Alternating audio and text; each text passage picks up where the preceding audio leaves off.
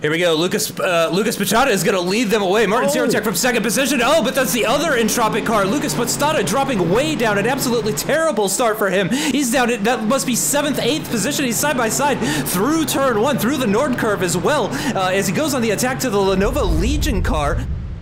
So, as I predicted, this is the heaviest braking zone in the entire circuit. Svoboda went a little bit deep. He realised he couldn't close the door to Podstarter. Very well, very well observed there by Svoboda. He realised if he turned in, that was going to send both of them off, or particularly the Cavago car, off into the dust. Oh, Stepanovsky for Benzina. What's happened to you? Okay, that's one of the ERT He's cars in the background there. Okay, so that's... this will be what happened to Lehman. Oh, that was... okay. That was a bit too desperate from Michael Lehman, I think. That's not really a passing spot there. No. You can do it, but Svoboda was only ever going to shut that door. That wasn't quite where I thought the incident had happened. Oh, is this an opportunity there for Nadling? Oh, that's a long way back. Now, he's been lining this up for a while. Can he get this one done? And yes, he can. Svoboda couldn't cut back underneath him. So down into 6th then for Miroslav Svoboda. David Pichata getting a bit of a run on Thomas Horror, but can't quite get it done. And Horror going for a bit of an early apex. That's going to... Yeah, I thought he was going a bit early for that hairpin apex. That's going to put them side by side. That's not...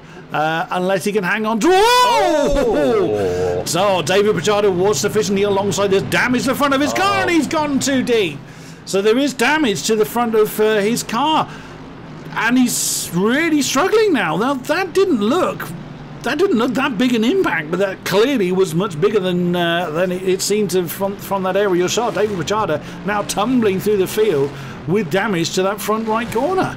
Yeah, clearly not just bodywork, some sort of mechanical damage to that front right. The EZ Ace is now coming in. What can he do? Will he retain the lead? If anybody can, Stefanko certainly can. Podstarter chopped off a couple of seconds from that gap during the pit stop phase, so you're right, he's closed in significantly on his teammate. It's going to be very interesting to see where Stefanko comes out in all this. He's still stationary in the pit lane as it stands right now. Sirotech and Pichata coming through the final corner, and there is Stefanko starting to move. He's going to have a slightly shorter run. He's done it again! Gained 2.5 seconds by pitting just 1 lap later, and probably pushed like absolute crazy on the in lap and to try and get away from his pit stall as quickly as he could. But my goodness me, how does he do it? What has Pavel Maracek done for Big Shock? Yeah, the Big Shock pair were close. Oh, that was unlucky. Just tipped his rear left wheel off track. Held. And very, very well held. He caught that.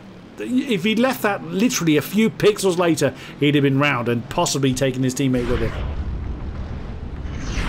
Right as he crosses the line, it's another victory for Martin Stefanko ahead of Lucas Pichata, who is runner-up once again, but it is the other Entropic car of Sirotech who is going to be joining them on the podium. Podstarter just didn't quite have what he needed in order to challenge the top 3. He tried so hard. Well, that is the first half of the 2022 season completed. We want to say thank you, of course, to all the drivers, everyone behind the scenes, and everyone for tuning in.